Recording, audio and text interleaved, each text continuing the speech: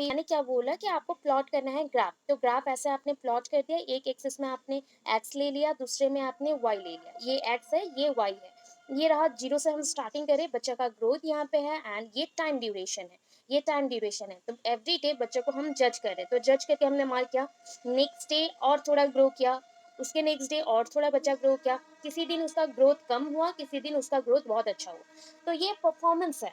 ठीक है, आपका हर डे एवरी डे आप एग्जामिनेशन में आ रहे हो, तो एग्जामिनेशन में कभी आपका परफॉर्मेंस अच्छा होता है, कभी बुरा होता है, तो उसको हमने यहाँ पे शो किया। तो अचीवमेंट टेस्ट आपका परफॉर्मेंस को शो करता है, दैट इज आप कैसे प्रमोट करोगे या प्रमोटेड होंगे एक पोजीशन से दूसरा पोजीशन को, one position to another position, और promoted to one another class और न्यू सेशन एक्सेट्रा, तो उसको हम शो करते हैं ऐसे। तो ये सिंपल सा डायग्राम था।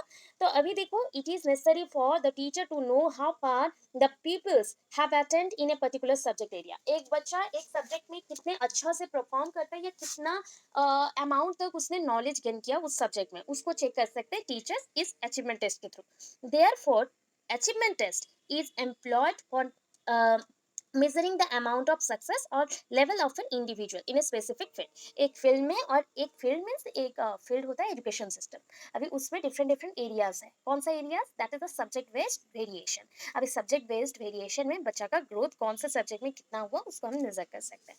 सो ये हो गया आपका achievement test. So achievement test is post oriented. What do you mean by post oriented? Post oriented बाद में होता है। पोस्ट ओरिएंटेड मीन्स बाद में होता है, जो बाद में होता है एग्जामिनेशन करने के बाद आपको पता चलता है, that is called post oriented. Performance checking, आपका परफॉर्मेंस मैं कैसे चेक करूं? How to check your performance? By looking और observing you, or by making some examination, or by testing your ability, or by interviewing your ideas, or your personality etc। मैं ऐसे करके आपको check कर सकते हैं, and these are the part of achievement test। Clear है? yes or no? Intro clear हुआ? Okay. अभी देखो, एक बहुत अच्छा मैंने डेफिनेशन दिया है। सो आपको डेफिनेशन यहाँ पे जब बात आए ना, तो आप क्या करोगे? अगर सपोज मैंने हिंट भी दिया है कि सपोज, ये बोलना नहीं चाहिए, फिर भी मैं फिर से बोल रही हूँ कि आप अगर भूल गए तो आपने जो समझा फ्रॉम द एबव इंट्रोडक्शन, उसको आप शॉर्टकट एक सिंगल लाइन में लिख देना, and according to any educationist, any researcher और एनी फॉरेन ऑथर्स का नेम मेंशन कर देना। बाय चांस आपको फुल मार्क्स उसमें मिल जाएंगे, क्योंकि एक डेफिनेशन के लिए 1 मार्क मेंशन होता है, डेफिनेशन के पास 1 मार्क है। Then next, the type of ability according to Thorndike and हगेन।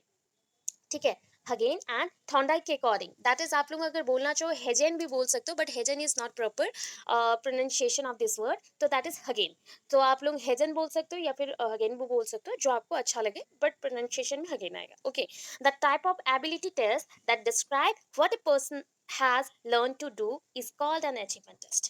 आपको क्या बोला गया? The type of ability test, ये एक टाइप का एबिलिटी टेस्ट है। आपका मैं एबिलिटी चेक कर लूँ, आप कितने एबल हो एक चीज को करने के लिए, और how to perform a task, कोई भी टास्क को कंप्लीट करने के लिए। सो ये डिस्क्राइब करता है कि आपका पर्सनालिटी कितना है, या फिर आपने कितना लर्न किया है। बिकॉज विदाउट लर्निंग बिहेवियर और without learn knowledge we can not attain anything और any new situation at all. आप कभी भी सोचो कि आपको एक न्यू सिचुएशन मैंने आज दिया, एंड उसके अकॉर्डिंग बोला कि प्लीज सॉल्व दिस क्वेश्चन और सॉल्व दिस रिडल और सॉल्व दिस सिचुएशन। सो क्या आप विदाउट एनी नॉलेज उसको सॉल्व कर सकते हैं? विदाउट एनी नॉलेज आप सॉल्व कर सकोगे? डू यू सॉल्व दिस और नॉट?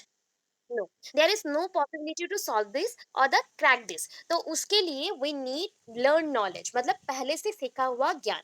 अभी ये जो ज्ञान है, इसके द्वारा आप इस चीज को सॉल्व कर सकते हो। ठीक है, तो आपने जब सॉल्व कर लिया, तो ये आपका एबिलिटी है, आपने एक एबिलिटी को मेक किया, आपने एक ज्ञान को, एक कौशल को सीखा, उसके थ्रू एक चीज को सॉल्व किया। तो उसी को चेक करने के लिए जो विधि है, that is called the achievement test. हो गया। अभी नेक्स्ट में चलते हैं। अकॉर्डिंग टू फ्रीमैन, पर्सन का नाम बहुत, मतलब रिसर्चर का नाम बहुत अच्छा है, that is a Freeman. A A test mention है, that is the achievement test. Okay, इसमें देखो डॉट एक मेंशन है, ए डॉट मेंशन है, that is the achievement test. Okay, इसको शॉर्ट में मैंने लिखा है A dot. So achievement test is a test design to measure, किसी चीज को मेजरमेंट करना है, तो उसके लिए डिजाइन किया गया, इसको एक फ्रेम में ढाला गया है, मतलब इसका एक फॉर्मेट है। Knowledge, understanding and skills in a specific subject or a group of subject। Suppose आपको कब अचीवमेंट टेस्ट किया जाता है पता है? जब आप मैथ्स ओलंपियड होता है, साइंस ओलंपियड होते हैं, और साइंस फेयर और साइंस एग्जीबिशन, जब आपको प्री लर्न बिहेवियर और प्री लर्न नॉलेज के बेस में, प्री लर्न स्किल्स के बेस में बोला जाए कि पार्टिसिपेट करो एंड परफॉर्मेंस को परफॉर्म करके आओ, परफॉर्मेंस दे के आओ, सो आपको जब टेस्ट किया जाता है that is called the achievement test. तो आप अपने नॉलेज, अंडरस्टैंडिंग एंड स्किल्स एक सब्जेक्ट में यूज कर रहे हो या ग्रुप ऑफ सब्जेक्ट में यूज कर रहे हो, तो उसी को टेस्ट करने को बोला जाता है अचीवमेंट टेस्ट। ओके, कि कितना एक सब्जेक्ट में आप एबिलिटी गेन किए हो या ग्रुप ऑफ सब्जेक्ट में आपका एबिलिटी। कुछ बच्चे होते हैं मैथ्स में बहुत अच्छे होते हैं, they are very curious to know about the division, subtraction, multiplication and the number system and everything about the maths. Day by day they grow their knowledge, etc. But in some cases some students are very weak in several subjects, just like students who are very interested in the science, they like interest in that is the arts part, that means आपका जो भी history है, geography है, etc. Sometimes some students are very weak in odia also or hindi, etc. because they don't know how to implement this odia or hindi in their different subject materials, so वो confused हो जाता है, and confused होके वो डरना start करता है। उसी एबिलिटी को ही चेक करना है कि एक बच्चा किस में, कौन से सब्जेक्ट में बहुत अच्छा है या ज्ञान ले चुका है, दैट इज वो प्री लर्नड है, सो दैट वो कोई भी सिचुएशन को हैंडल कर सके, उसी को हम अचीवमेंट टेस्ट बोल रहे हैं। क्लियर है पूरा?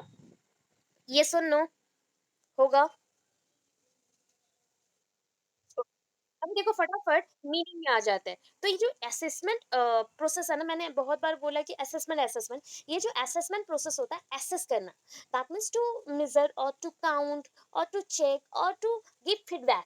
मैं आपको फीडबैक देना चाहती हूँ, तो फीडबैक देने के लिए we need some test, test and test materials that should be mention in the evaluation process. तो मैंने यहाँ पे क्यों ये दोनों यूज किया, इसके नेक्स्ट में ही क्वेश्चन जो है इवैल्यूएशन। तो इवैल्यूएशन जब भी आप लोग करते हो ना, तो ये होता है एग्जामिनेशन, आपको एग्जामिनेशन प्रोसेस के थ्रू मार्क्स दिया जाता है या ग्रेडेशन किया जाता है। Assessment is one kind of judgemental process where you can give your feedback, जहाँ पे आप अपना फीडबैक देते हो, मतलब आपने एग्जामिन किया, एग्जामिनेशन के बाद आपने किसी को फीडबैक दिया। तो ये दोनों के अंदर सबसे इंपॉर्टेंट चीज आया अचीवमेंट टेस्ट। तो अचीवमेंट टेस्ट में भी आप जो भी इंफॉर्मेशन होता है, जो बच्चों का स्किल्स होता है, उसको हम मेजर करते हैं, राइट? इतना कंप्लीट हो गया। अभी देखो various forms of achievement test. Achievement test two types के होते हैं, स्टोरी पूरा याद रख लो, मतलब अचीवमेंट टेस्ट ऐसा नहीं है कि एक ही टेस्ट है, ये दो वे से ये हो सकता है, एंड दोनों में बहुत सारा डिफरेंसेस है। First one standardise test. Standardise test, standardise test कौन बनाते हैं? जो भी स्कूल के हायर अथॉरिटी रहते हैं या बोर्ड ऑफ मेंबर्स रहते हैं या फिर यूनिवर्सिटी के जो पर्सन रहते हैं, वो लोग बनाते हैं स्टैंडर्डाइज टेस्ट। ये करिकुलम बेस्ड होता है, सब्जेक्ट ओरिएंटेड होता है, ठीक है? अगर मैं दूसरे पार्ट में जाऊं, ये डे टू डे लाइफ में आप सब करते हो, that is teacher made informal test. This is the formal test, ये आपका फॉर्मल टेस्ट था, and this one is the informal, ये इनफॉर्मल टेस्ट है। क्यों? टीचर में टेस्ट में कभी कभी रॉन्ग थिंग्स रह जाते हैं, टीचर कभी कभी जस्ट लाइक आउट माइंडेड हो गए, या फिर वो समझ नहीं पा रहे, कुछ पॉइंट्स में ऐसा भी होता है।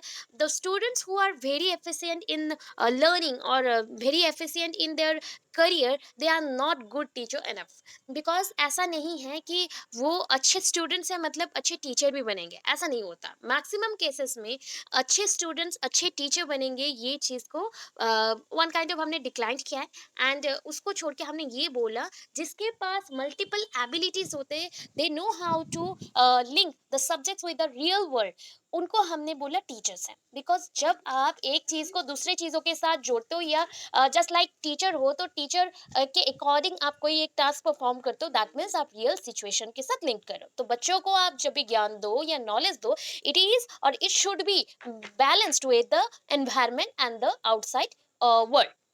सो उस वजह से इन यहाँ पे मेंशन है दो टाइप का टेस्ट, एक है स्टैंडर्डाइज और एक हो गया teacher made informal test. Standardise में मैंने बोल दिया that is the formal one, and ये जो तैयार होता है ना, ये चीज कोई भी टीचर नहीं बना सकता, यहाँ पे ग्रुप ऑफ मेंबर्स चाहिए, बोर्ड मेंबर्स और द यूनिवर्सिटी के जो भी पर्सन हैं वो सब बना सकते हैं। बट टीचर मेड टेस्ट कोई भी टीचर बना सकता है क्लास के लिए, तो उसमें कुछ कुछ रॉन्ग भी थिंग्स हो सकता है, that is called the informal test. अभी teacher made informal test again divided into, मैं क्लियर अप कर रही हूँ एंड चेक करो, ये टीचर में जो इनफॉर्मल टेस्ट है, ये कितने टाइप में डिवाइडेड हो गया? थ्री टाइप्स में। थ्री टाइप्स में first one is the written pen paper test. Pen paper लिख सकते हैं या पेपर पेंसिल भी लिख सकते हैं, बिकॉज छोटे बच्चों के लिए तो पेन यूज नहीं होता, तो पेपर पेंसिल टेस्ट भी बोलते हैं। Another one is the oral test, और last one is the practical test. ठीक है। इसमें से आपको पता है practical is also known as what? Practical test को हम क्या बोल सकते हैं और क्या बोलते हैं? अच्छा बोलो, ये 3 मेथड में और 3 जो प्रोसेस है टेस्ट का प्रोसेस है, उसमें कौन से टेस्ट में आप बहुत सारा नॉलेज खुद से गेन करोगे? कौन से प्रोसेस में? प्रैक्टिकल में, राइट। प्रैक्टिकल, अभी प्रैक्टिकल लर्निंग बाय डूइंग हो गया तो उसको हमने छोड़ दिया। जो दो और बच गया that is written pen paper test और the paper pencil test and the oral test, तो उसमें आप क्या क्या यूज करोगे? तो दैट इज ये 3 टाइप का क्वेश्चंस मैंने पहले भी बोला है, वहां पे आप यूज कर सकते हो। That is essay type, short answer type and objective type. Essay type, short answer type and objective type, इसी बेस पे आपका क्वेश्चन पेपर मेकिंग होता है, राइट। अभी ये हो गया फर्स्ट पेज, कितना सारा इंफॉर्मेशन था।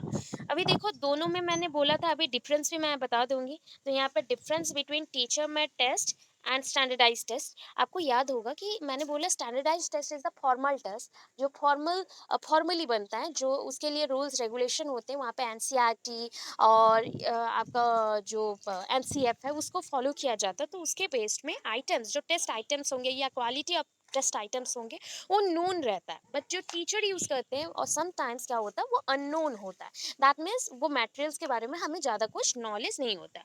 दीज आर नॉट रिलायबल, जो टीचर में टेस्ट है वो रिलायबल नहीं है। दैट मीन्स आप एवरीवेयर उसको यूज कर लो, एवरी सब्जेक्ट में उसको यूज कर लो, ऐसा नहीं होता। एवरी सब्जेक्ट के लिए भी वेरियस टाइप के मेथड्स जैसे होते हैं ना, वैसे ही टीचिंग के प्रोसेस अलग हो गए, मतलब टेस्ट मटेरियल्स भी अलग आएंगे। टेस्ट मटेरियल्स के साथ डिफरेंट टाइप ऑफ टेस्ट के जो ऑब्जेक्टिव्स हैं वो भी चेंज होते हैं। हो गया।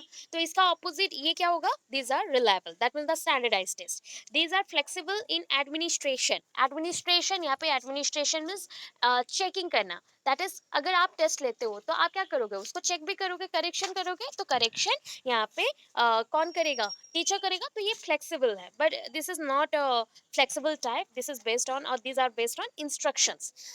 सपोज देखिए वो कहीं पे मतलब 10th या +2 का कैसे चेकिंग होता है कॉपीज, आप लोग खुद भी कुछ कुछ टीचर्स है तो आप लोग खुद किए भी होंगे। 10th +2 का कॉपीज जब चेक होता है तो वहाँ पे बोर्ड से एक इंस्ट्रक्शन का लिस्ट आता है, उसी के अकॉर्डिंग आपको चेक करना रहता है। तो यहाँ पे इंस्ट्रक्शंस को हमने फॉलो किया तो वो स्टैंडर्डाइज्ड है, जहाँ फॉलो नहीं किया वो टीचर मेड टेस्ट है। Then nextly, scores can not be compared with another sample और कंटेंट। अभी देखो बच्चों का जो भी स्कोर्स है उसको कंपेयर कर सकते हो, बट डिफरेंट सब्जेक्ट का जो स्कोर्स है उसको हम कंपेयर नहीं कर सकते, बिकॉज डिफरेंट टीचर्स ने डिफरेंट वेज से बनाया है क्वेश्चन पेपर। तो यहाँ पे हम स्कोर्स को कंपेयर नहीं कर सकते कंटेंट के बेस्ड में। But scores can be compared on norm grounds और नॉर्म ग्रुप्स, दैट इज आप रूल्स एंड रेगुलेशन के बेसिस पे आप स्कोर्स को कंपेयर कर सकते हैं। ठीक है। ये पॉइंट एक्स्ट्रा है, अचीवमेंट टेस्ट का पार्ट है, सो दैट एक्स्ट्रा मेंशन है, आप चाहो तो स्किप कर सकते हो।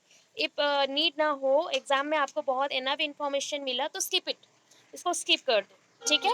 अदरवाइज आप नॉर्मल वे से अचीवमेंट टेस्ट को मेंशन कर सकते हैं, जैसा आपको बताया गया। अभी देखो पर्पस देखते हैं, that is what are the purpose of achievement test. Achievement test का पर्पस क्या है, क्यों आपको नीड है अचीवमेंट टेस्ट? ठीक है। अचीवमेंट टेस्ट के थ्रू मैंने बोला first of all performance checking, तो assessing the performance of the student, बच्चों के परफॉर्मेंस को चेक करना है, उनके एबिलिटी को चेक करना है। Then nextly motivate the student, बच्चों को आप मोटिवेट करेंगे, उनको आप क्या कर रहे हो? That is first of all performance check कर रहे हो। उसके बाद उनको नेक्स्ट पॉइंट पे, जब परफॉर्मेंस अगर अच्छा होता है बुरा होता है, हम उसको बेस्ट करके मोटिवेट भी करते हैं बच्चों को। देन सपोज बच्चों को आपको कोई एक रिमीडियल टीचिंग देना है, तो रिमीडियल टीचिंग को कब इम्प्लीमेंट करते हो? घरोई उपचार जैसा होता है ना। तो यहाँ पे सोच लो घरोई शिक्षण, मतलब यहाँ पे मैं प्राइवेट ट्यूशंस का बात नहीं बोल रही हूँ। दैट मीन्स आपको जहाँ पे नीड होगा कि बच्चों में कोई एक इशू है, तो इशू को फाइंड आउट करके जब आप सॉल्व करते हो, रिमीडियल टीचिंग देते हैं। तो ये चीज को कौन सा टेस्ट बोला जाता है? Which type of test is implemented here to find out the issue? कौन सा टाइप ऑफ टेस्ट बोल सकते हैं जब एक प्रॉब्लम और इशू को फाइंड आउट करना हो? तो diagnostic, right. Diagnostic, diagnostic test हम लोग करते हैं। तो यहाँ पे बच्चों का जब डायग्नोसिस होता है, अगर आप डॉक्टर के पास जाते हो, वो जैसे आपको डायग्नोसिस करने के बाद आप में कौन सा चीज़ अच्छा है, आपके बॉडी में कौन सा चीज़ खराब है, वो होता है हमारा स्ट्रेंथ एंड वीकनेसेस। वैसे एजुकेशन सिस्टम में भी कौन सा बच्चा अच्छा है, कौन सा सब्जेक्ट में वो बेटर परफॉर्म करता है, कौन सा सब्जेक्ट में वो बुरा है, वो भी हम डायग्नोसिस कर सकते हैं और डायग्नाइज कर सकते हैं। तो उस बेसिस पे diagnose the strength and weakness. Then अगर डायग्नोज के बाद डॉक्टर क्या फॉर्म क्या बनाते हैं बताओ? प्रेस्क्रिप्शन तो देंगे। ठीक है? तो प्रिस्क्रिप्शन को जब घर पे ले आते हो तो उसको क्या बोलते हो? That is report. तुम्हारे रिपोर्ट में क्या मेंशन है, वैसे ही यहाँ पे report. Report the parents about student achievement, बच्चों का कितना ज्ञान हुआ, कौन सा चीज में उसने कैसा कैसा परफॉर्म किया, उसको हमने अचीवमेंट बोला। तो उसका अचीवमेंट जो हुआ उसको हम किसको मेंशन करेंगे, दैट इज पेरेंट्स को। तो report the parents about students achievement. Then nextly mention करना है effectiveness of the methods adoption by teachers.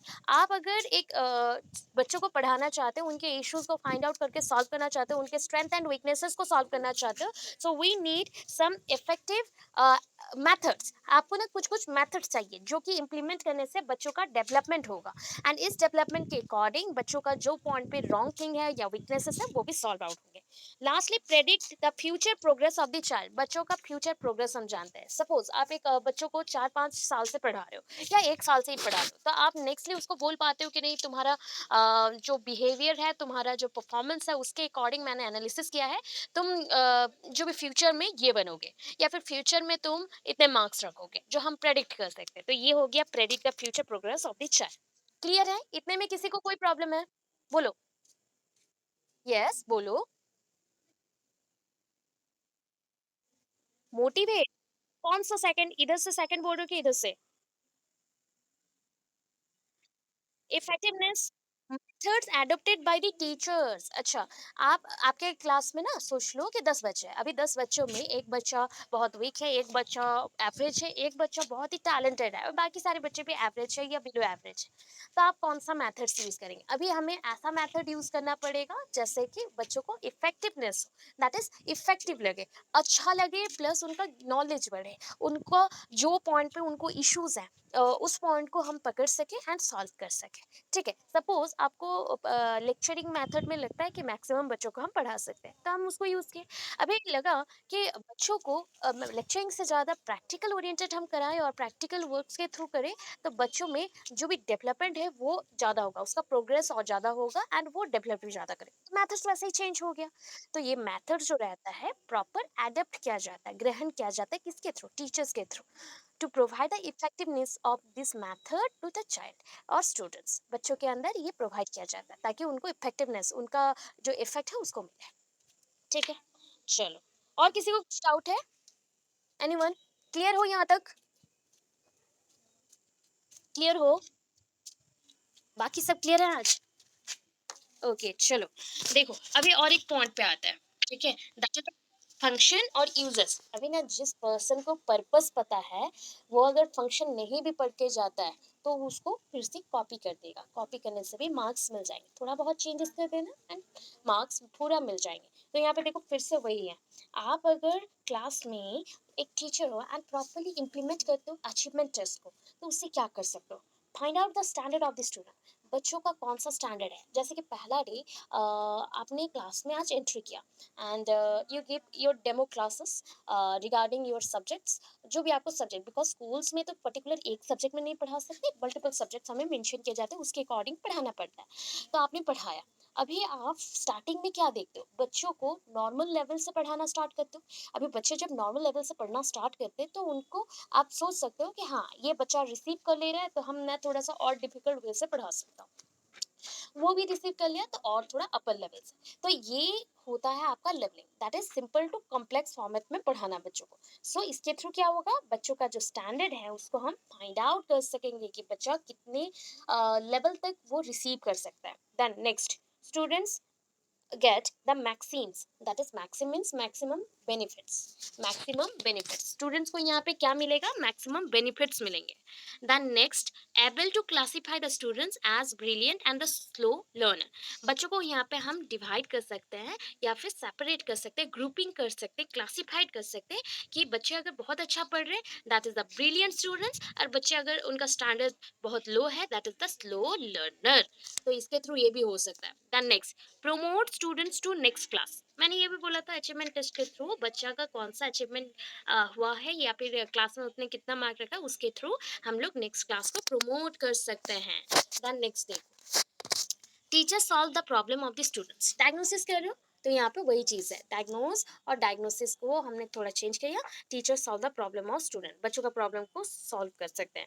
Select students for hours. अच्छा, जब आप लोग स्कूल्स में थे, some students are always reacted as they are brilliant, they are just like got very good marks in the examination, exam में बहुत अच्छा marks carry करते हैं, वो ब्रिलियंट भी है, वैसा दिखता भी है। तो उन बच्चों को हम यहाँ पे चुनेंगे, हम फाइंड आउट करेंगे एंड आफ्टर दैट उनको अवार्ड्स देंगे। दैट मीन्स उनको अवार्ड्स देने से वो मोटिवेटेड होकर और अच्छे पढ़ेंगे, इस वजह से। Then next, to evaluate teaching standards. देखो, अभी इवेलुएट करना है कि आप जिस स्टैंडर्ड से बच्चों को पढ़ाते हो क्या वो अच्छा है। समटाइम्स क्या होता है ना कि बच्चे अच्छे स्टूडेंट्स हो सकते हैं, स्टूडेंट्स अच्छे हैं, अच्छे बिहेवियर के हैं, उनका मेंटालिटी भी ठीक है, but teachers are not just like that कि वो कोप अप कर सके बच्चों के साथ, उनके स्टैंडर्ड के साथ। तो टीचर्स में भी वीक होंगे, तो उसको भी चेक करना है कि टीचिंग स्टैंडर्ड बच्चों का जो भी सीखने का जो सिस्टम है उसको तो हम इवेलुएट किए, बट एक टीचर कौन से वे में पढ़ा रहा है या कौन से वे में वो बता रहा है उसको भी चेक करके रखना है। Help the students to give placement. अच्छा, what do you mean by placement? Placement means क्या है? दो वे से समझ सकते हो, बताओ, एक भी बताओ चलेगा। जॉब, हाँ राइट। और एक प्लेसमेंट है, that is the place value. That means आपको अपने स्कूल में कितने रैंक में आप आए, या फिर जस्ट लाइक यूनिवर्सिटीज में कितने रैंक में आए, उसको भी प्लेसमेंट बोला जाता है। आप you got first placement, you got second placement, इसको भी बोल सकते हो, that means the places sense में। या फिर आपने जो बोला that is the job opportunities, बच्चों को जॉब अपॉर्चुनिटीज मिलेगा अगर बच्चे अच्छे वे से पढ़े। To help to select, to help और to select talented and gifted student. तो ये पॉइंट इसके साथ सेम हो गया, क्योंकि यहाँ पे सिलेक्ट स्टूडेंट फॉर अवार्ड्स है, वैसे हमने टैलेंटेड एंड गिफ्टेड स्टूडेंट को चूज किया फॉर अवार्डिंग और एनीथिंग जो भी उनको हेल्प चाहिए उसके लिए। देन नेक्स्ट, अभी देखो और दो बच गए, that is first one is to help in evaluation of students. बच्चों को हम इवेल्युएट कर सकते हैं, एग्जामिन कर सकते हैं, and help to classify school objectives और स्कूल सब्जेक्ट्स। सब्जेक्ट भी बोल सकते हो या ऑब्जेक्टिव से बोल सकते हो, बिकॉज ऑब्जेक्टिव मीन्स अभी सब्जेक्ट के बेस में आपने ऑलरेडी देख लिया कि there are various type of objectives. तो ये ऑब्जेक्टिव्स को भी आप क्लासिफाइड कर सकते हो, वर्गीकरण कर सकते हो कि बच्चों को कौन सा चीज चाहिए, कौन सा चीज को कम पढ़ने से चलेगा, कौन सा चीज को ज्यादा पढ़ना पड़ेगा, कौन सी चीज से पढ़ने से बहुत सारे एक्सपीरियंस मिलेंगे, कौन सी चीज में कम पढ़ने से भी एक्सपीरियंस मिलेंगे, ये सारा कुछ पता चलेगा। क्लियर है? ये सुन लो।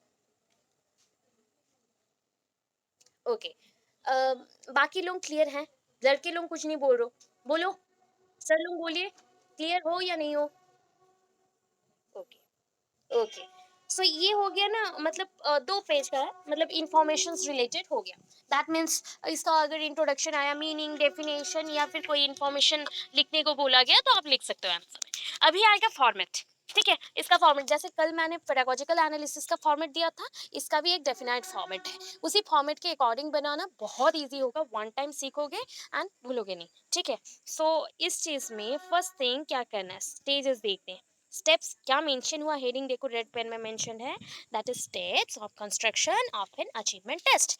स्टेप्स ऑफ कंस्ट्रक्शन, स्टेप्स मतलब आप अचीवमेंट टेस्ट को कंस्ट्रक्ट करना चाहते हो, बनाना चाहते हो, तो उसके लिए कौन से स्टेप्स को फॉलो करना है। तो पहला देखो, स्टेप्स अगर जानना चाहते हो तो एरो मार्क को फॉलो करना। ये देखो एरो मार्क किधर जा रहा है, ठीक है, एरो मार्क को फॉलो करोगे एंड एक साइड से एरो मार्क उधर गया और एक साइड से नीचे की तरफ आएगा। ठीक है, सो यहाँ पे फर्स्ट जाओगे कौन सा सेक्शन में, इधर, कि इसमें क्या क्या करना रहता है। तो फर्स्ट थिंग आप यहाँ पे क्या करोगे, इस चीज का मतलब मेन बेसिक होता है ना कि हाँ मुझे कल एग्जाम देना है तो मुझे एग्जाम के लिए ये चीज करना रहता है, बट उसका स्टेप्स को हम बाद में पढ़ेंगे। अभी मुझे क्या क्या चीज करना पड़ सकता है उसको देखते हैं। दैट इज राइटिंग, आप राइटिंग करोगे, एडिटिंग, करेक्शन नीड होगा तो, एंड रिव्यूइंग, आप जो चीज़ों को कर चुके हो उसको रिव्यू करना कि दैट इज ये करेक्ट है या नहीं है, उसको चेक करना। Then next, administration of the test. आपने जो भी टेस्ट मटेरियल्स बनाया, ये स्कोरेबिलिटी है कि नहीं, मतलब इससे बच्चे को स्कोर्स मिलेगा कि नहीं, बच्चों का डेफिनेटली उनका अचीवमेंट होगा कि नहीं फुलफिल, या फिर वो जो कंप्लीट करना चाहती या कंप्लीटली गेन करना चाहती, वो मिलेगा कि नहीं? सपोज आपको अगर मैं कोई एक अचीवमेंट टेस्ट में डाल दूं, क्योंकि आपका एग्जाम कमिंग सून है, तो अचीवमेंट टेस्ट में डाल दी, तो क्या होगा कि आपको क्या क्या नीड है, आपका एबिलिटी कितना है, आपका राइटिंग एबिलिटी के साथ साथ आपका लर्निंग एबिलिटी कितना है, सब कुछ मुझे पता चलेगा। तो that is administration of the test. जो भी टेस्ट मैंने लिया उसको एडमिनिस्ट्रेट करना और या फिर चेकिंग करना। देन अगर मैं अभी टेस्ट को चेक कर ली, तो मैं क्या दूंगी? स्कोरिंग। स्कोरिंग प्रोवाइड करूंगी। एंड स्कोरिंग के साथ ये चीज कहाँ पे होता है? Making in schools. ठीक है, आप कहाँ पे करते हो? Making in schools. स्कूल्स में आप इसको बनाते हो, that is scoring and making in schools. तो स्कोरिंग एंड मेकिंग ही प्रॉपर वे से होता है अचीवमेंट टेस्ट का स्कूल्स में। Then next, validation. And what do you mean by validation? Day to day life में आप लोग एवरी डे यूज करते हो इस वर्ड को। ये वर्ड आपके फोन में एवरी टाइम आता है। ठीक है, near about, offers related, so discounts related etcetera. बोलो इसका मतलब क्या होगा?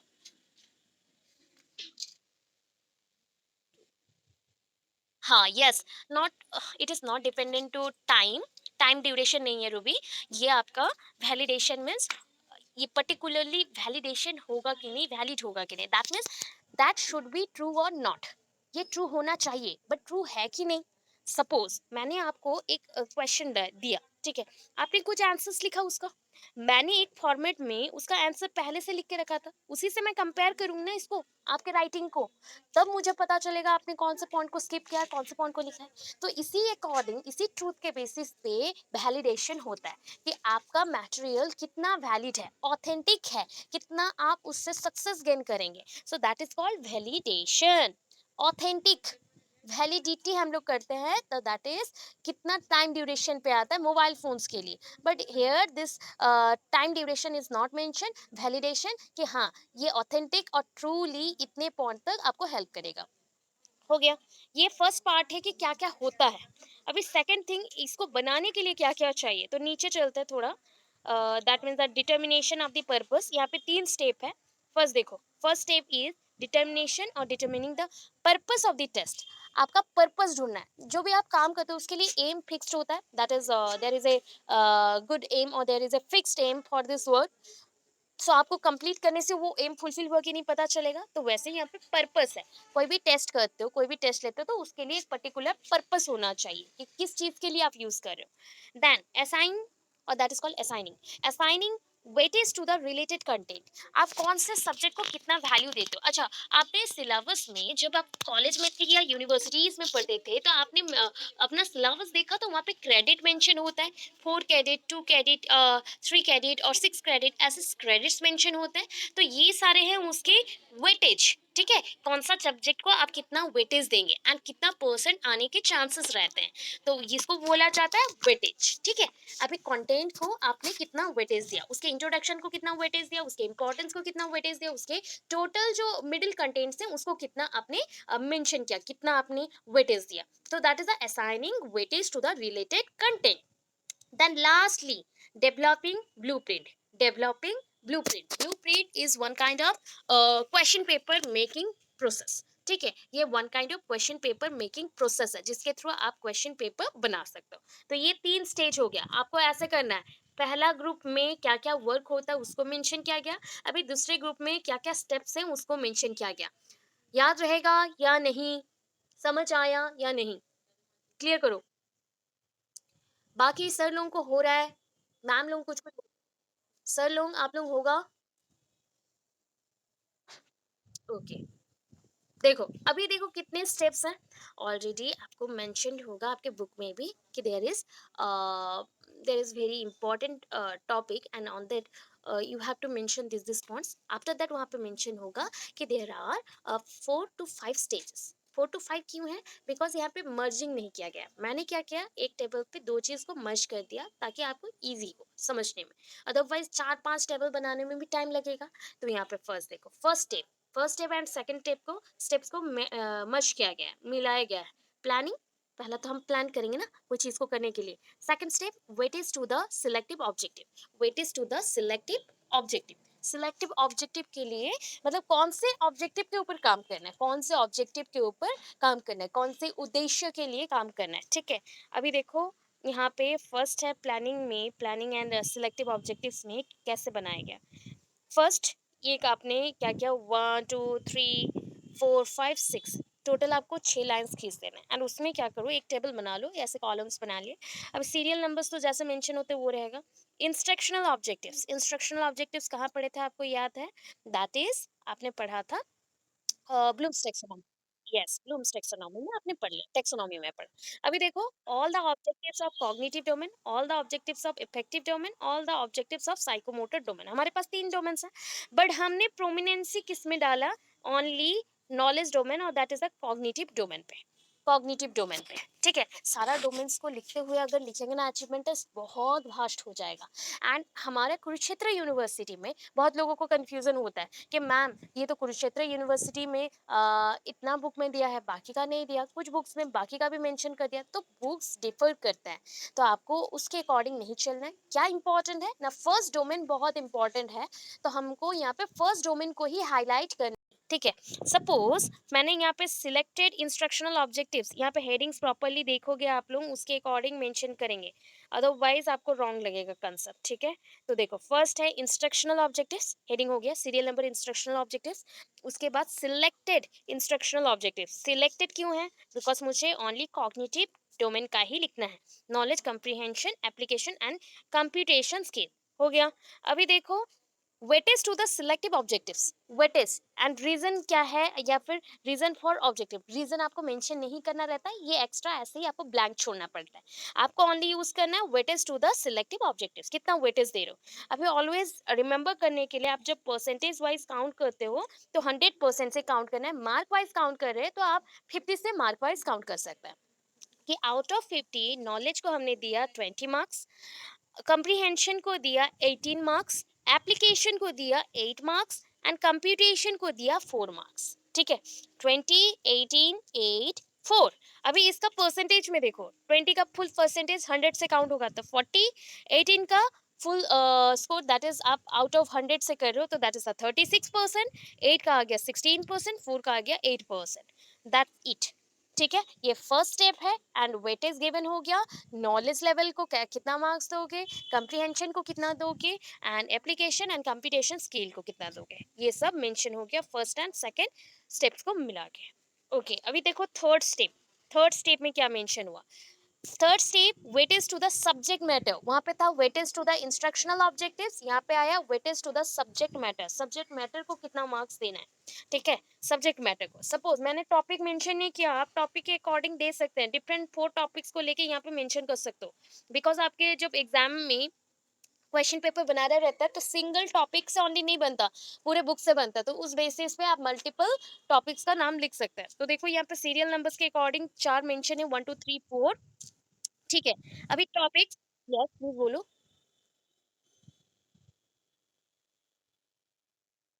नहीं नहीं, कोई भी टॉपिक ले सकते हो, कोई भी सब्जेक्ट का। ठीक है, या फिर एक ही सब्जेक्ट का ले लो, जैसे कि इंग्लिश हो गया, आपको एग्जाम्पल देना है, ये एग्जाम्पल हो रहा है।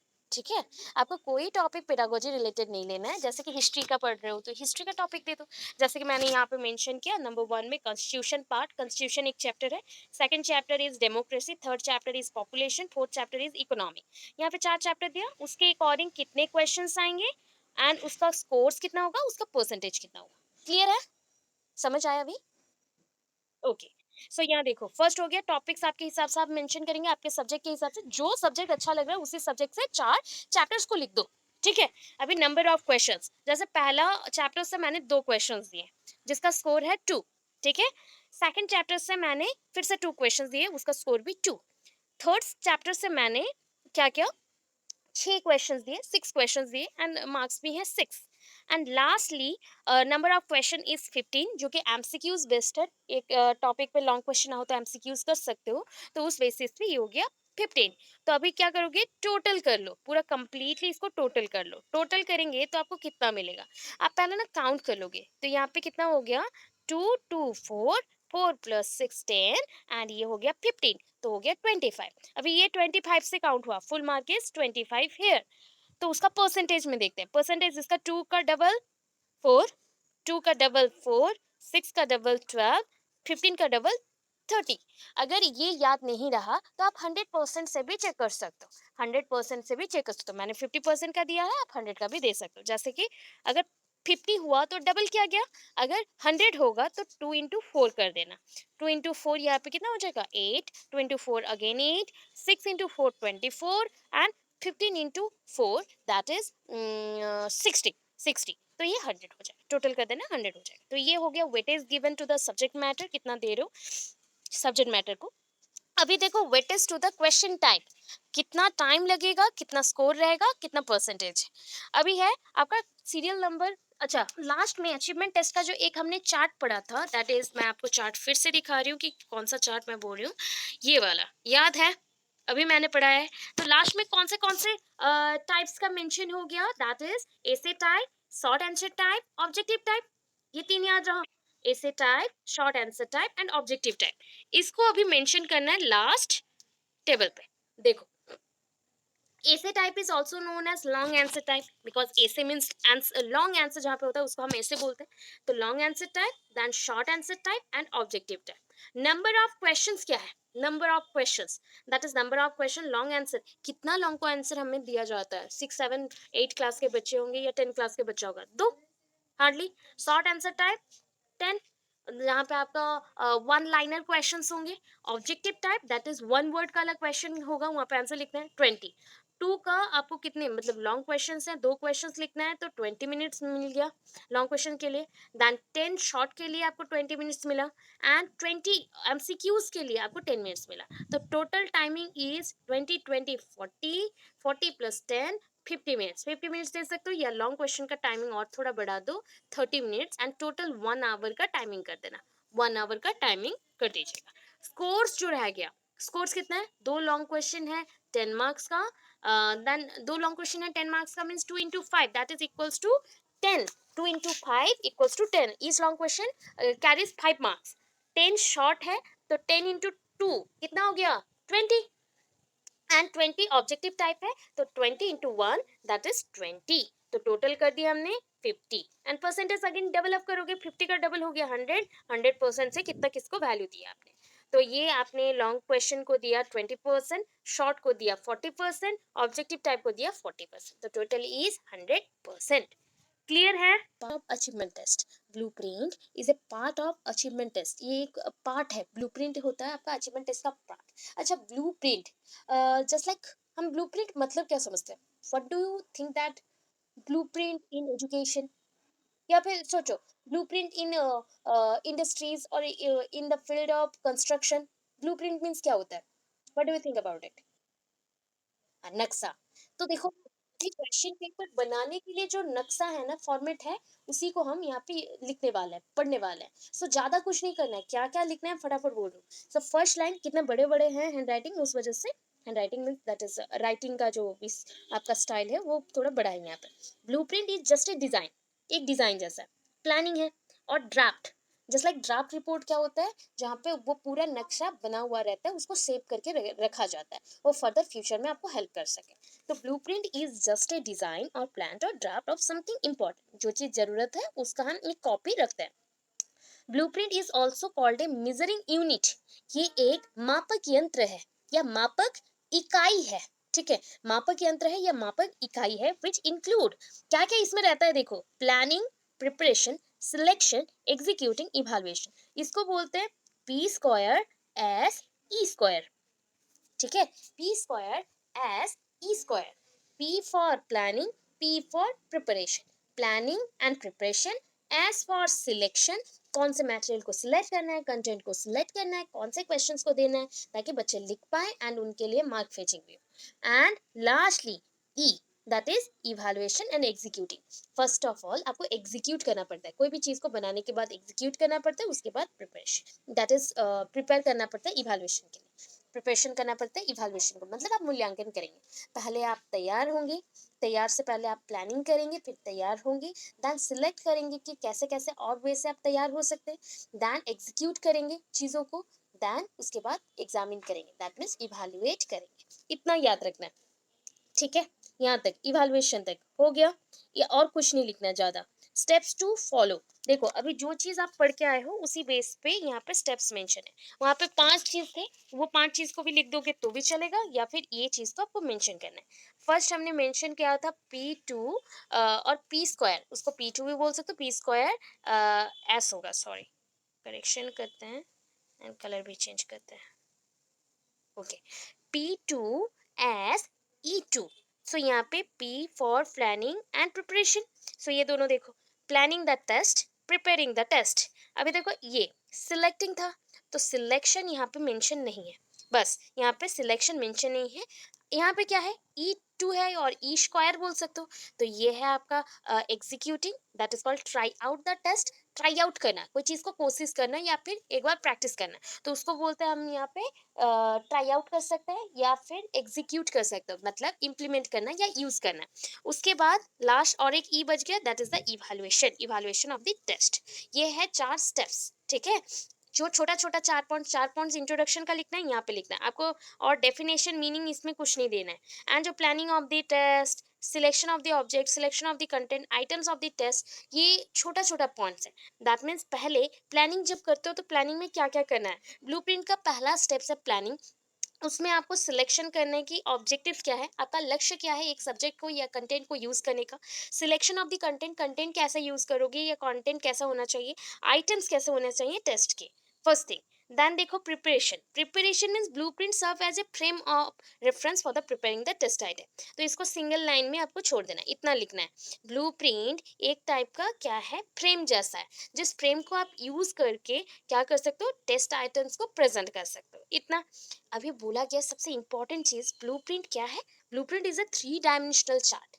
आपका 3 डायमेंशनल चार्ट ब्लूप्रिंट है, ठीक है। जो आपको अच्छे से दिखे कि दैट इज आपको अभी प्रिपरेशन करना है, अभी आपको एग्जीक्यूटिंग करना है, या आपको इवेलुएटिंग करना है, या प्लानिंग करना है, कौन सा चीज करना है। तो ये चीज दिखता है सबको, इसलिए इसको बोला जाता है 3 डायमेंशनल चार्ट। 3 डायमेंशनल चार्ट में क्या क्या मेंशन होगा, determining the weightage to the different instructional objectives. अच्छा, वेटेज देना है डिफरेंट इंस्ट्रक्शनल ऑब्जेक्टिव्स को, जो अचीवमेंट टेस्ट में आपने ऑलरेडी किया है। Determining weightage to the different content area, subject matter और कंटेंट एरिया को आप वेटेज दोगे। Then items, determining the items type to be included, जो आइटम्स यहाँ पे जुड़े हुए हैं उसको भी आप क्या करोगे, डिटरमाइन करोगे कि कौन सा यूज करना है।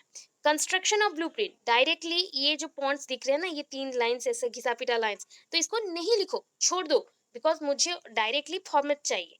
तो फॉर्मेट में देखिए कौन सा फॉर्मेट है। पहला थिंग, ये आपको याद रखने के लिए मैं एक शॉर्टकट बोलती हूँ, कुसा। याद रहेगा कुसा, उषा तो याद रखते हो ना, उषा, उषा फैन। हाँ, ये कुसा है, नॉलेज अंडरस्टैंडिंग स्किल एनालिसिस। और एनालिसिस की जगह पे लेसन प्लान में एप्लीकेशन जैसा था वैसे ही यहाँ पे भी एप्लीकेशन यूज होगा। एनालिसिस पॉइंट आपका यूज हुआ था डिफरेंट सब्जेक्ट में, यहाँ पे नहीं, तो यहाँ पे आप एप्लीकेशन लिख देना बेटर रहेगा। कुसा, शॉर्टकट इज द कुसा, के for knowledge, you for understanding, S for skills and A for application. अभी देखो नॉलेज को मैंने यहाँ पे 8 मार्क्स दिया, अंडरस्टैंडिंग को भी 8 दिया मैंने, स्किल्स को 5, एप्लीकेशंस को 4। सो 8 के अकॉर्डिंग अगेन काउंट करिए, आउट ऑफ 100 कितना परसेंटेज होगा, कितना परसेंटेज होगा। 8 के साथ आपको परसेंटेज काउंट नहीं हो रहा है, तो आप 100 का सोच लो, इसको टोटल कर लेना, टोटल करने से आपको 25 मिलेगा। 25 को आपको 100% में काउंट करना है, तो 25 को आप 100 से कंपेयर करने के लिए साइड बाय साइड 100 का काउंट करेंगे। सो आपको मेंशन करना है कि 100 का 8%, दैट इज 32। अगेन 100 का 8%, 32। देन 100 का 5%, सॉरी 100 का 20% as per the skill number, that is the 5। And lastly the 16%, because 4 into 4 that is 16%। तो टोटल कर दोगे तो 32 32 64, 64 plus 20 that is 84, 84 plus 16 that is 100। Clear है कुसा, कुसा समझ आया, नॉलेज अंडरस्टैंडिंग एप्लीकेशन, कुसा। यस बोलो, कुछ बोल रहे हो, बोलिए, रिपीट कर दूं। देखो ये कुसा, कुसा, ठीक है। ये इंस्ट्रक्शनल ऑब्जेक्टिव्स जो है ना, देखो यहाँ पे भी ब्लूप्रिंट में भी ब्लूम्स टेक्सोनॉमी का ओनली कॉग्निटिव डेवलपमेंट लेवल ही मेंशन हुआ है। तो ये knowledge first thing, understanding, then skills, then application. Knowledge को हमने 8 मार्क्स दिए तो उसके अकॉर्डिंग 32%, अंडरस्टैंडिंग को 8 मार्क्स दिए तो 32 फिर से, स्किल्स को हमने 5 दिया तो 20%। ऑलवेज याद रखना ये परसेंटेज कैसे आ रहे हैं, 100 से आपको काउंट करना रह रहा है। तो अगर आपको पता नहीं चल रहा कि 100 से कितना परसेंटेज आएगा तो अगर मैं इसको डिवाइड करती हूँ तो ये उसका 25% होगा। 25% के अकॉर्डिंग मैं अगर बोलूँ, 25% मीन्स आप जो काम करते हो उसके अकॉर्डिंग बोलो। अभी 100 का 25 से आपने काउंट किया 5, तो अगर मैं वैसे ही 4 तो 25 को जोड़ती हूँ तो मुझे 100 मिलेगा।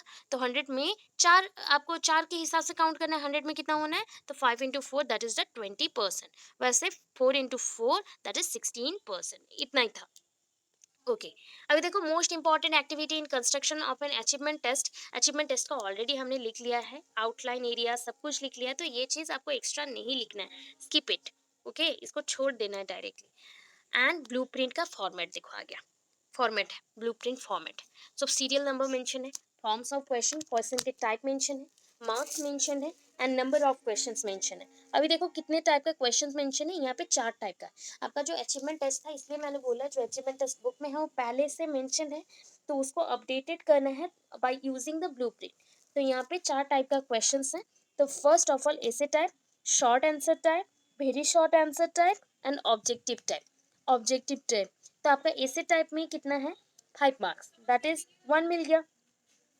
शॉर्ट टाइप ऑफ आंसर्स में 3 मार्क्स। सो क्वेश्चन, सॉरी मैं मार्क्स बोल रही हूँ, रॉन्ग हो गया। हाँ मार्क्स ही हैं, ये नंबर ऑफ क्वेश्चंस है। अच्छा एक कॉलम मिसिंग है, हाँ आप लोग डाउट में रह जाओगे कि क्या हो रहा है, तो मैं यहाँ पे और एक कॉलम ड्रॉ कर रही हूँ। ये होगा आपका परसेंटेज का कॉलम, ठीक है, ये परसेंटेज का है। सो ये हो गया 5 मार्क्स, ये नंबर ऑफ क्वेश्चंस हो गया 1। सो आप बताओ ये कितना परसेंटेज होगा आउट ऑफ 100%। 5 मार्क्स है, 5 3 2 1 है, बोलो कितना होगा, 20 हो गया, 20%। अभी शॉर्ट आंसर टाइप आपका है 3, 3 है, नंबर आपका सॉरी 3 मार्क्स करके है, 2 क्वेश्चन है, कितने मार्क्स हो जाएंगे, ये तो हो गया 5, ये कितने मार्क्स हो जाएंगे, 6। हाँ ठीक है ठीक है, 6 marks. Very short answer type का देखो कितने मार्क्स है, 2 इंटू 2, 2 मार्क्स का 2 क्वेश्चन आया है, 4 मार्क। अभी लास्ट वाला देखते हैं, 10 होगा आई थिंक। देखो 1 मार्क्स करके 10 क्वेश्चन आएंगे, तो 10 क्वेश्चन के हिसाब से आपका कितना मार्क हो गया, 10। तो ये हो गया 4, ये हो गया 6, ये हो गया 5, काउंट कर लो कितना हो गया, 25 हुआ, 25 हो गया। ओके, 25 के अकॉर्डिंग अगर 25 में 5 है तो 100 में कितना होगा, ठीक है, 25 में 5 है तो 100 में कितना हो जाएगा, 20। 20। अच्छा वैसे ही अगर सबसे इजी चीज है, 25 में एक को काउंट कर लो तो आपको 4 भाग मिल जाएगा, तो 5 इंटू 4 दैट इज 20। वैसे 6 इंटू 4 कर लो, फटाफट मिल जाएगा, कितना हो गया, 24। ये हो गया 24, ये हो गया 4 इंटू 4 कितना हो जाएगा, 60। और ये कितना होगा बोलो अभी, 40। अभी ऐड कर लो, ऐड कर लो, ये 100 से ज्यादा हो गया, नहीं होगा, हाँ हो गया आई थिंक, चेक करो तो थोड़ा। हाँ हाँ हो गया हो गया हो गया, 100 से ज्यादा बोली, हो गया, हाँ हो गया, पूरा 100 है। देखो 40 20 60 एंड 24 एंड 16, 6 4 10 हो गया, इधर 40, तो आपका 60 40 100 टोटल हो गया, 100 मैं इधर थोड़ा सा ब्लैक की वजह से ये हो रहा है मुझको।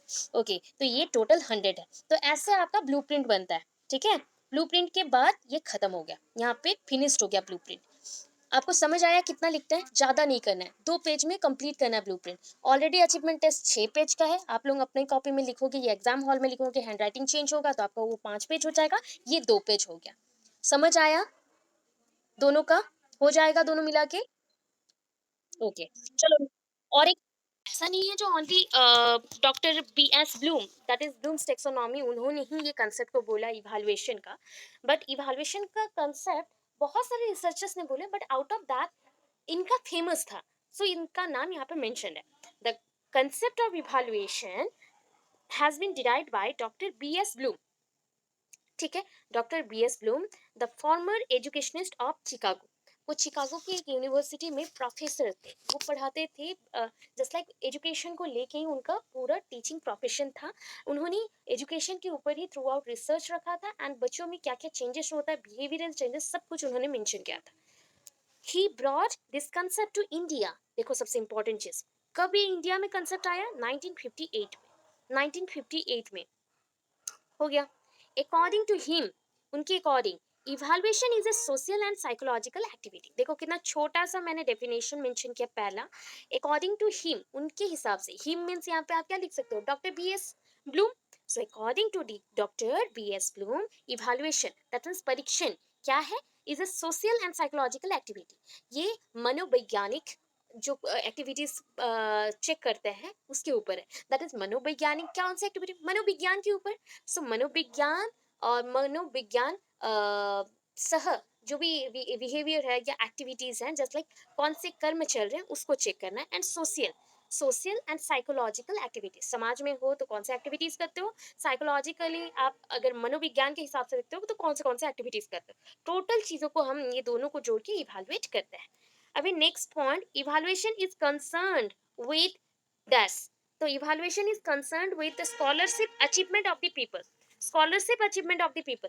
अच्छा, यहाँ पे स्कॉलरशिप मीन्स आपको नहीं है जो एक पैसा मिलेगा उसी को ओनली स्कॉलरशिप बोला जाता है। यहाँ पे स्कॉलरशिप मीन्स आप एक स्कॉलर बच्चे हो, that means you are very educated, you are well educated with various objectives and you know various things, so आपका अचीवमेंट बहुत बड़ा है, तो उसको हमने यहाँ स्कॉलरशिप बोला, स्कॉलरशिप ऑफ अचीवमेंट। आपको अचीवमेंट का एक स्कॉलर मतलब आपका परफॉर्मेंस को अच्छे से दिया गया at particular on grade. Grade के थ्रू ही मिलेगा आपको, ग्रेड के हिसाब से ही आपको मिलेंगे। इवेल्युएशन मेजर्स, और क्या क्या करता है इवेल्युएशन? बच्चों का प्रोग्रेस को चेक करता है, बच्चों के सब्जेक्ट अकॉर्डिंग उनके ऑब्जेक्टिव्स को फुलफिल हुआ कि नहीं। हम डिसाइडेड बाय, अच्छा बच्चों का जो भी ऑब्जेक्टिव्स हैं या एम्स है फुलफिल हुआ कि नहीं है वो कैसे जानेंगे? आप तो बड़े हो फिर भी आप जान जाओगे। छोटे बच्चों का जानने के लिए कौन चाहिए? टीचर्स चाहिए। तो डिफरेंट टीचिंग प्रोग्राम्स के थ्रू ये इवैल्यूएशन चीजें की जाती है। फिर से देखो definition according to NCERT mention है। According to NCERT, evaluation is a continuous process. Evaluation आपका जो परीक्षण करते हो ना वो एवरीडे बेसिस पे भी होता है, at the end of this session भी होता है। तो ओरली टेस्ट करते हो बच्चों को, कोई भी क्वेश्चन करते हो तो वो ओरल टेस्ट जैसा है। बच्चों को अगर कोई चीज़ को एक्सप्लेन करने पड़ते हो ये भी वन काइंड ऑफ टेस्ट है। बच्चों को अगर हम लोग at the end of this session examination में बैठाएं और वहाँ पे परफॉर्म करने बोले तो वो भी एक टाइप का टेस्ट मटेरियल है। तो इवैल्यूएशन ऑलवेज कंटिन्यूअस प्रोसेस में ही चलता है। Education and ultimately helps the teacher in diagnostic in learners difficulty. So यहाँ पे टीचर को हेल्प मिलता है कि वो डे टू डे लाइफ में अगर बच्चों को ऑलवेज चेक करेगा या बच्चों के जो लिमिट्स है उसको चेक करेगा तो बच्चों के अंदर जो प्रॉब्लम है उसको डायग्नोसिस करके उस पर काम कर सकते हैं। लर्निंग डिफिकल्टीज जो बच्चे हैं उसके ऊपर वर्क कर सकते हैं। ओके, फिर देखो ये अकॉर्डिंग टू एजुकेशनिस्ट है, बिकॉज और याद नहीं था तो इसको स्किप कर देना, बिकॉज ऑलरेडी हमने पहले मेंशन किया था ब्लूम्स का ही, अकॉर्डिंग टू ब्लूम करके देन मेंशन किया, और एक definition that is according to NCERT और मेंशन नहीं करना है। अभी इसका कैरेक्टरिस्टिक्स देखो क्या क्या है। Evaluation takes place both indoor and outdoor. मतलब आप ना स्कूल के अंदर भी कर सकते हो, स्कूल के बाहर भी कर सकते हो जजमेंट। आप बच्चों को घर पे भी कर सकते हो, घर के बाहर भी कर सकते हो। तो इट इज ये लिंक बिटवीन ये दोनों चीजों को भी ज्वाइन करता है, that is teaching and testing. अच्छा, टेस्टिंग को हम लर्निंग बाय डूइंग और एक्सपेरिमेंटेशन प्रोसेस में ले सकते हैं। टेस्टिंग दैट इज आप एक्सपेरिमेंटेशन में भी टेस्टिंग करते हो। हाँ, ऑब्जर्वेशन हम जहाँ पे भी करते हैं ना वो वन काइंड ऑफ टेस्टिंग है। तो टेस्टिंग एंड टीचिंग को यहाँ पे दोनों चीज़ों को जॉइन किया गया। आप पहले टेस्ट करके खुद जानते हो इन्फॉर्मेशन की क्या क्या है, एंड उसके बाद टीचिंग प्रोवाइड करते हो। तो testing and teaching at a time use किया जाता है बच्चों को हेल्प करने के लिए। It is a goal oriented process, it is not based on student और it is not based on teacher centre, it is based on goal oriented. Goal centre मतलब बच्चों के जो नीड है उसको फुलफिल करने के लिए क्या क्या करना चाहिए उस बेसिस पे ये अपना गोल रखा है। Then it is comprehensive term. Comprehensive term means ये ऑर्गेनाइज्ड है। इट इज कंटिन्यूअस प्रोसेस, ये हमेशा निरंतर चलते रहता है इसलिए continuous. It is a qualitative process, quality बच्चों का क्वालिटी चेक होता है नॉट क्वांटिटी। देन और एक है, इसको क्वालिटेटिव जब बोल रहे हैं तो वहाँ पे क्वांटिटेटिव नहीं होगा, जब क्वांटिटेटिव बोल रहे हो तो क्वालिटेटिव नहीं होगा। क्वालिटेटिव जब हम बोल रहे हैं तो डिफरेंट टाइप ऑफ एक्टिविटीज आएंगे, मेथड्स आएंगे, जिसके थ्रू, जिसका यूज करके आप क्या कर सकते हो, बच्चों की क्वालिटीज को चेक करते हो। इट इज ए क्वांटिटेटिव, बच्चों को ह्यूज अमाउंट में पढ़ाना रहता है, मतलब बहुत सारा बच्चे हैं, एक ही टीचर संभाल रहा है, तो उस जगह पे आप क्या कर सकते हो, क्वांटिटेटिव प्रोसेस पे ध्यान दे सकते हो, क्योंकि बहुत सारे बच्चे हैं, ठीक है, बहुत सारे बच्चों को एट ए टाइम आप एग्जामिन नहीं कर पा रहे हो, तो उनको क्या फील होगा कि टीचर ने यहाँ पे कोई एक पार्शियलिटी किया या कोई पॉइंट को छोड़ दिया, तो उस बेसिस को अवॉइड करने के लिए क्वालिटेटिव टेस्ट होता है या प्रोसेस में डालते हैं। क्वालिटेटिव में बच्चों का क्वालिटी भी चेक किया जाता है, जो बच्चे क्वालिटेटिव नहीं होते उन बच्चों को सेपरेट सेक्शंस और ग्रेडेशंस में रखा जाता है। ई focus the pre change of learners behaviour, it focus, ये किस पे फोकस करता है कि बच्चों का जो पहले से ही कुछ कुछ चीजें हैं, जैसे कि बिहेवियर है, उसको हम चेंज कर सकते हैं, यहाँ पे बच्चों को और ज्यादा मोटिवेट करके चेंज कर सकते हैं। Then next, it focuses on improvement of the students effective और एफिशिएंसी, और इफेक्टिव एफिशिएंसी, बच्चों का कौन सा एफिशिएंसी बहुत ही इजी है या फिर that is just like they want. तो ये चीज होता है कि बच्चों का कुछ कुछ पॉइंट पे जो एफिशिएंसी है वो वीक होता है या अप डाउन होता है, तो इम्प्रूवमेंट नीड करता है, तो इम्प्रूवमेंट प्रोवाइड होगा। It focuses on competition, competition के थ्रू बहुत सारे टॉपिक्स कंप्लीट हो जाते, सो दैट टेस्ट मटेरियल्स और इवैल्यूएशन में हमने कंपटीशन को भी ऐड किया है। ठीक है, यहाँ पे टाइप्स ऑफ इवैल्यूएशन मेंशन है, तो यहाँ पे शॉर्टकट है summative, formative and the diagnostic one, but इतना में एंड नहीं होना है, फर्स्ट चेक करना है। अच्छा, जब आपको क्वालिटी चेक करना रहता है, आप कौन सा प्रोसेस को अप्लाई करते हो, कौन सा टाइप का, दैट इज आप यहाँ पे बार्गेनिंग करोगे, या फिर यहाँ पे कंपैरिजन में रखोगे, या कंपैरेटिव करोगे, या कौन सा चीज करोगे, क्या कर सकते हैं हम, आपको दो डाटा, तो सपोज आपको क्या करना है कि बच्चों के अंदर क्या कैपेबिलिटीज हैं, ठीक है, सपोज बहुत सारे बच्चे हैं, तो उनके अंदर आप जब चेक करना चाहते हो कि कौन सा कैपेबिलिटीज उनमें ज्यादा है या कौन से बच्चे में ज्यादा है, तो उस टाइम पे आप कौन सा प्रोसेस को अप्लाई करेंगे, कौन सा प्रोसेस अप्लाई करेंगे। दो पर्सन है, दो पर्सन के अंदर कौन सा चीज अच्छा है, कौन सा चीज बुरा है, ये चेक चेक करने के लिए कौन सा प्रोसेस किया जाता है। कंपैरिजन, कंपैरिजन, कंपैरिजन, ठीक है, अब होगा कंपैरिजन। आप कंपटीशन में जाते हो, कंपेयर जाता है, आप कोई भी डाटा देते हो उसमें भी कंपेयर होता है, इन्फॉर्मेशंस रहते हैं वो भी कंपेयर होता है, आप अच्छे हो या वो अच्छा है, जब भी ग्रेडेशन दिया जाता है ना, just like promotion to upper class, इसमें भी कंपैरिजन किया जाता है।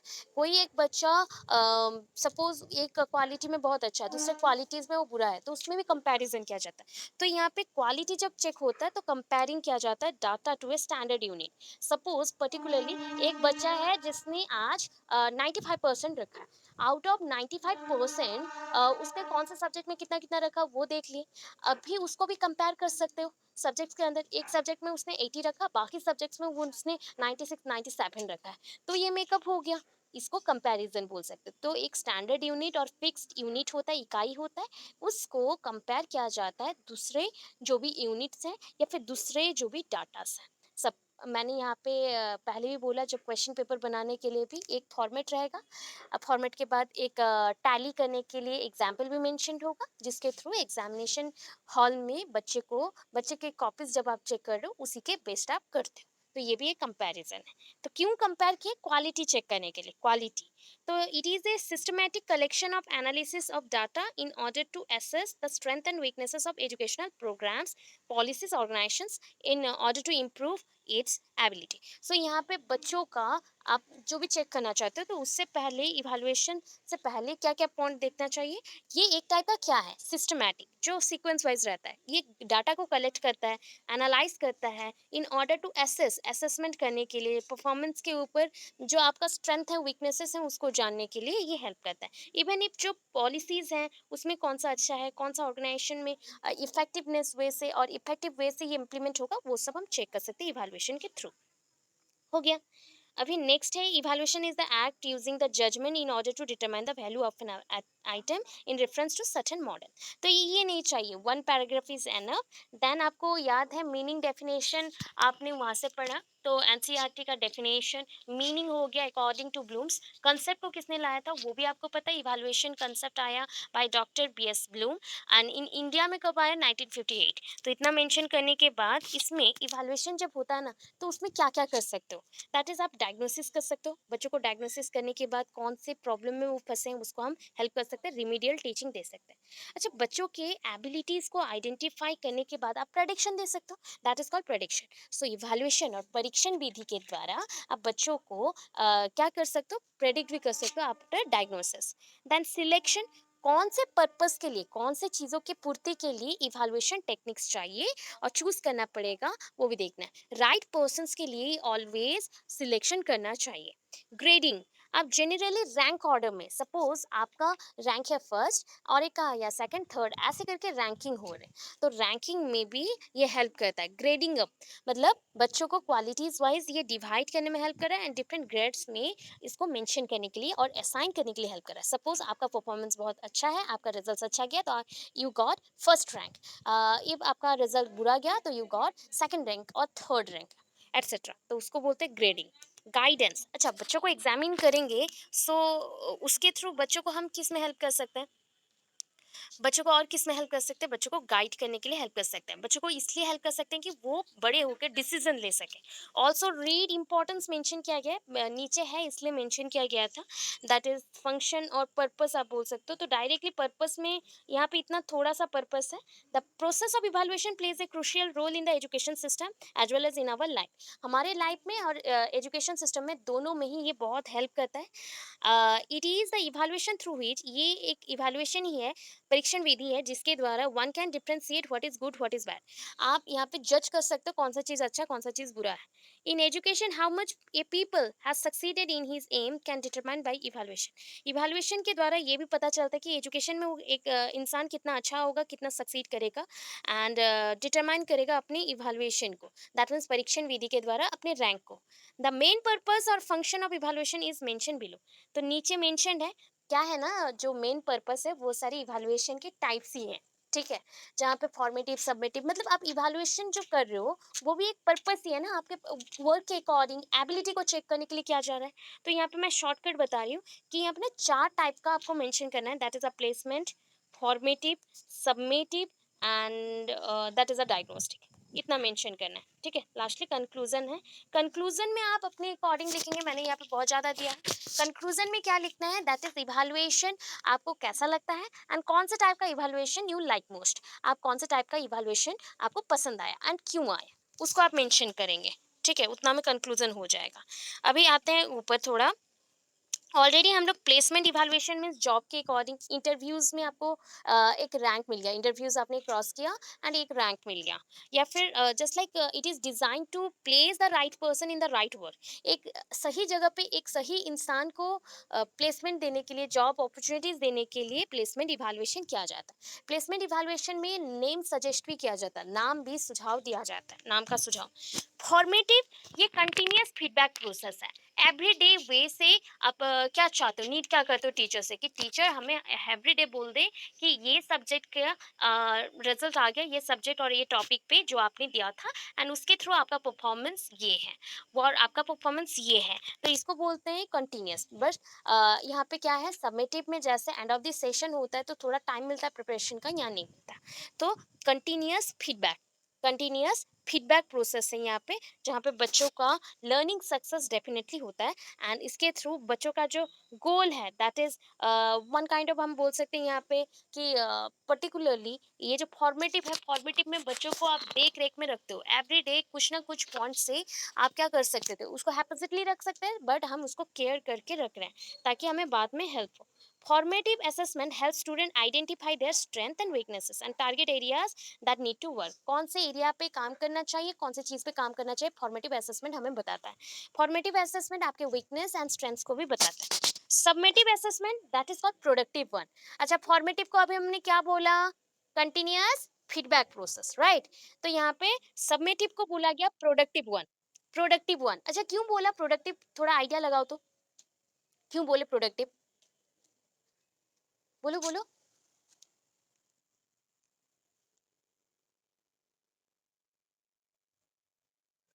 हाँ, एड होते हैं। हाँ, न्यू लेवल के लिए जाता है, दैट मीन्स यहाँ पे एबिलिटीज चेक हो रहे हैं ना। सो कुछ जगह पे आपके एबिलिटीज डेवलप होते हैं, कुछ जगह पे जो एबिलिटीज नहीं चाहिए रिड्यूस होता है।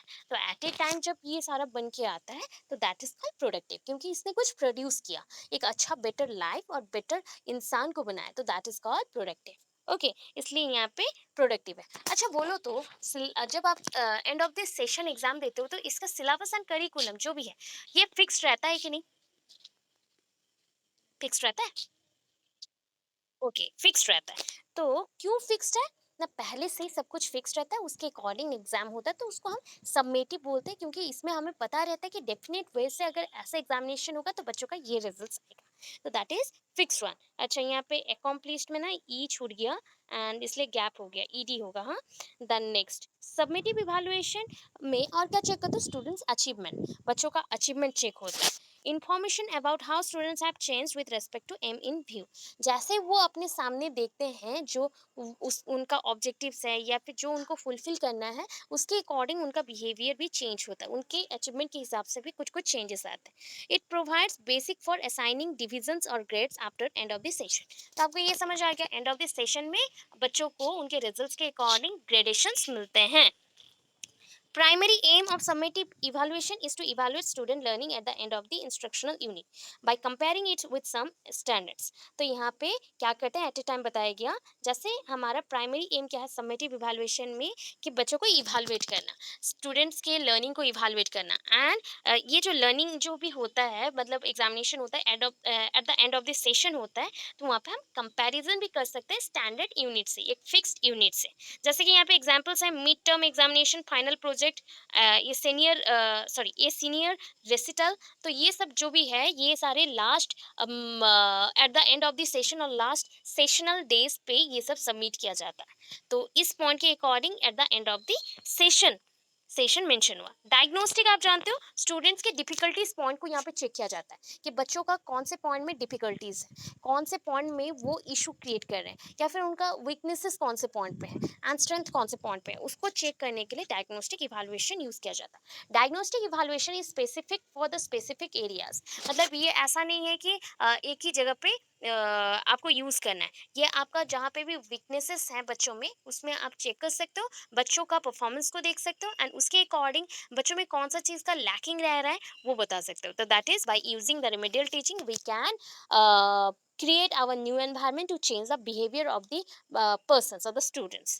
जिसके थ्रू उनका weaknesses solve हो जाए। ठीक है, diagnostic evaluation are organised in different ways, इसको हम ऑर्गेनाइज करते हैं कोई भी वे से जिसके through different type of activities में परफॉर्म होता है। It is also use with in the setting of an educational institute, ये स्कूल में भी आप यूज़ कर सकते हो, even in the state level national level के जो स्कूल्स हैं उसमें यूज़ कर सकते हैं। So this type of evaluation is important and initial point to get an overall idea into the learner stage of learning. बच्चों को इनिशियली क्या मिलना चाहिए, कितने आइडियाज़ मिलना चाहिए, ओवरऑल आइडियाज़ और ओवरऑल डाटा सब कुछ इसमें मिल जाता है डायग्नोस्टिक टेस्ट में, डायग्नोस्टिक इवैल्यूएशन में। डायग्नोस्टिक इवैल्यूएशन के थ्रू बच्चों में जो भी वीकनेसेस है उसको हम चेक करते हैं एंड उसको कंपेयर करके उसको सॉल्व करने को ट्राई करते हैं। देन लास्टली कंक्लूजन, कंक्लूजन में आप मेंशन करेंगे इवैल्यूएशन आपके अकॉर्डिंग क्या है, एंड कौन से टाइप ऑफ इवैल्यूएशन आपको अच्छे लगे, कौन सा टाइप का अच्छा लग रहा है बताओ, समेटिव, फॉर्मेटिव, डायग्नोस्टिक और प्लेसमेंट, कौन सा अच्छा लगा, व्हिच वन? अच्छा, जिसको जिसको जो अच्छा लग रहा है, इवन इफ आपको अच्छा लग रहा है तो लिख सकते हो, अगर आपको प्लेसमेंट अच्छा लग रहा है तो वो लिख सकते हो। तो आपको जो अच्छा लगे उसी के ऊपर 2 से 4 लाइन देना कि evaluation is a process to make continuous feedback to students. If the feedback is continuous, then it is called formative. If the feedback is just like comparing with the standard unit and make it happens in the at the end of the session, then it is called summative one. Placement, that is placement जहाँ पे आपको place value मिले, जहाँ पे आपका स्थानांतरित किया जाए या स्थान मिले, एंड डायग्नोसिस में आपके जो वीकनेसेस है उसको चेक किया जाता है। Out of this four I like the diagnostic test और I like the formative test because of this reason, because in the diagnostic test we check the remedies, we check the issues in a child and then control it by the remedial teaching. But in the formative one we can use the oral teaching or the oral test or essay test, or that is a short period test which is known by the continuous feedback process। हो गया? समझ आया? जो अच्छा लगा उसके according दोनों में से बोल दी। पाएँगे? ओके।